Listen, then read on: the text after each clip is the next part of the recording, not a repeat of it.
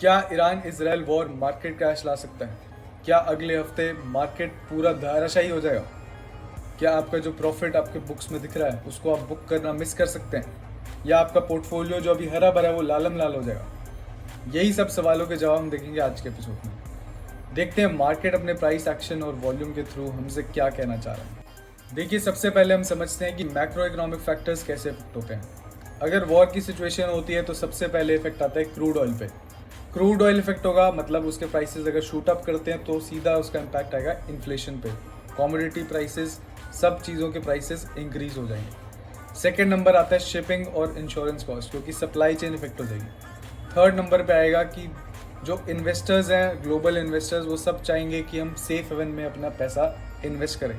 तो वो कहाँ करेंगे? या तो जैसे सेफ हेवन मानते हैं यूएस को, तो यूएस डॉलर्स में जाएगा, या फिर प्रेशियस मेटल्स यानी कि गोल्ड या सिल्वर। आपने देखा होगा पिछले हफ्ते या पिछले कई एक साल से गोल्ड अपने बुल रन पे चल रहा है और फ्राइडे को भी उसने एक ब्रेकआउट दिया, अपने डे हाई पे क्लोज हुआ। तो चलिए सीधा चलते हैं अब स्क्रीन पर। जैसा कि पिछले हफ्ते मैंने आपको बताया था कि निफ्टी ब्रेकआउट दे रहा है और अगर ये फॉलो थ्रू देता है तो काफ़ी अच्छा होगा लार्ज कैप्स के लिए। पर उसने ब्रेक थ्रू फॉलो थ्रू तो दिया, पर हाई वॉल्यूम्स पे नहीं दिया और वहीं का वहीं टिका रहा बस 3 दिन के लिए। उसके बाद 2 दिन जब हमारे पास न्यूज़ आई तो वो सीधा सपोर्ट पे आके गिर गया। ये अब जो इसने सपोर्ट बनाया है, जहाँ से इसने डे हाई पे भी क्लोज किया है, पर ये एक डेड कैट बाउंस हो सकता है। एक मतलब बाउंस की मतलब उठ गया और उसके बाद दोबारा गिरने का ट्राई कर सकता है। तो ये जिस लेवल से उठा है 24,400, ये काफ़ी क्रूशल होगा हमारे लिए अगले वीक के लिए।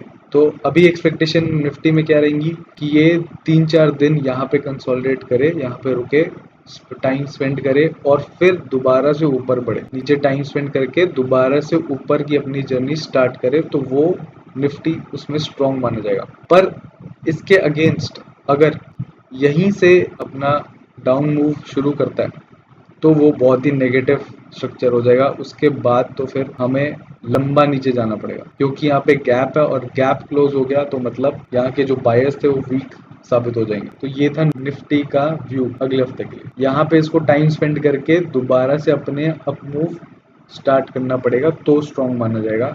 वरना अगर इसके नीचे, जो इसका डे लो था, इसके नीचे गया तो लंबा नीचे जाएगा। अब हम चलते हैं Nifty mid cap small cap 400। जैसा कि पिछले हफ्ते मैंने आपको बताया था, मेरे को ये इंडेक्स काफी स्ट्रेच लग रहा था और 2 दिन बढ़ के 3 दिन इसने करेक्शन दिखाई और वही हुआ कि 21 ईएमए पे आके इसने अपना सपोर्ट लिया और डे हाई पे क्लोज हुआ। ये स्ट्रेच पहले से ही लग रहा था। मार्केट देखिए, मार्केट अपना कोई ना कोई बहाना ढूंढ ही लेता है नीचे आने का या ऊपर जाने का। वो हमें लगता है कि इस वजह से हुआ, उस वजह से हुआ, पर ऐसा नहीं होता। मार्केट का स्ट्रक्चर ही पहले बता देता है कि आगे आने वाला मूव क्या होने वाला है। तो आप मेरी पिछली वीडियो देखिए पिछले हफ्ते की, उसमें मैंने साफ साफ बोला है कि मेरे को स्ट्रेच लग रहा है, करेक्शन या पुल बैक आने के चांसेस होते हैं 21 ईएमए तक। सेम एग्जैक्टली यही वर्ड्स बोले, आप जाके देखिए। तो ये है। तो अगले हफ्ते के लिए क्या रहेगा कि इसको भी यहाँ पे थोड़ा टाइम स्पेंड करके अपना अप मूव स्टार्ट करना पड़ेगा। थोड़ा एक बेस बनाएगा, छोटा बेस 3-4 दिन का। बड़ा, जितना बड़ा बेस बनाएगा उतना अप मूव स्ट्रॉन्ग होने की पॉसिबिलिटी होगी। देखिए, हम यहाँ पे प्रोबेबिलिटीज पे खेल रहे हैं, हो कुछ भी सकता है, पर प्रोबेबिलिटी किस चीज की है वो हम देखेंगे। अभी भी ये कोई वीक नहीं हुआ, ना निफ्टी वीक हुआ है ना ये वीक हुआ है। इनको अपनी स्ट्रेंथ प्रूव करने के लिए थोड़ा टाइम लेना पड़ेगा और फिर अप मूव स्टार्ट करना पड़ेगा। हमें अपनी पोजीशंस उसी हिसाब से लेनी है, ज्यादा हमें रिस्क नहीं लेना इस टाइम पे। इस टाइम पे जितना रिस्क अवर्स हो उतना बेटर। पर अभी भी हमारे पास कुछ ऐसे स्टॉक्स हैं जो ब्रेकआउट दे रहे हैं और काफी स्ट्रॉन्ग खुद को साबित कर रहे हैं। उनमें से सबसे पहला जो मुझे स्ट्रॉन्गेस्ट लग रहा है, जो मैंने आपको पहली वीडियो में अपनी बताया था, ये अभी भी स्ट्रॉन्ग है, वो है मैक्स हेल्थ केयर।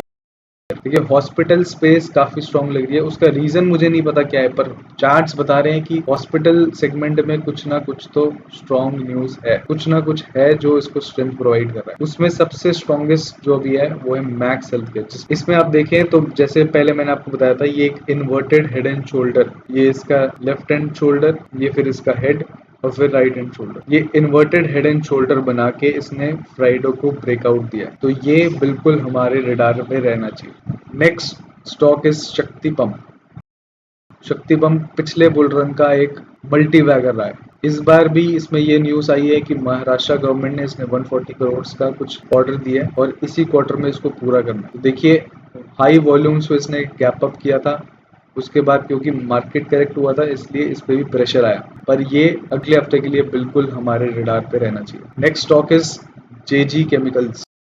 ये भी देखिए एक बहुत ही स्ट्रॉन्ग अप मूव के बाद ये एक अपना बेस बना रहा है और नीचे जाके फिर वापस आ जाता है, नीचे जाके फिर वापस आ जाता है, तो कुछ ना कुछ तो चल रहा है इस पे। अगर ये इस कंसोलिडेशन को तोड़ता है तो काफी पॉजिटिव इसका मूव हो सकता है। Next stock would be IFB industries. IFB industries भी पिछले बुल रन में काफी अच्छा रिटर्न देके गया था, अभी भी ये अब गैप अपना ये जो इसने 28 जून को बनाया था उसको क्लोज कर रहा है, तो ये भी काफी स्ट्रॉन्ग माना जाता है और वॉल्यूम्स भी बहुत अच्छे आ रहे हैं, तो इसको भी हमें देखना चाहिए। अगले हफ्ते ये बिल्कुल रडार पे रहना चाहिए। तो आपने देखा होगा कि हमारे लिए इस हफ्ते में जो स्टॉक्स हैं वो काफी कम है, क्योंकि मार्केट ऐसा हमें बता रहा है, जैसा मार्केट कहेगा हम वैसे ही करेंगे। मार्केट कहेगा कि अपने पोजीशंस कम लो तो कम लेनी है, मार्केट में लगेगा कि हैवी पोजीशंस लेनी है तो हम हैवी पोजीशन ले, अकॉर्डिंग टू मार्केट चलना है। तो ये था अगले हफ्ते का मेरा व्यू। आप बताइए कमेंट सेक्शन में कि आपको कौन सा सबसे स्ट्रॉन्गेस्ट स्टॉक लगा, और कमेंट करना ना भूलेगा। इसको लाइक करिए, मुझे बताइए कि आपको मेरी वीडियोस कैसी लग रही है। लाइक करिए, शेयर करिए और सब्सक्राइब कीजिए। तब अब हम मिलेंगे अगले हफ्ते। Good night, thank you, bye bye.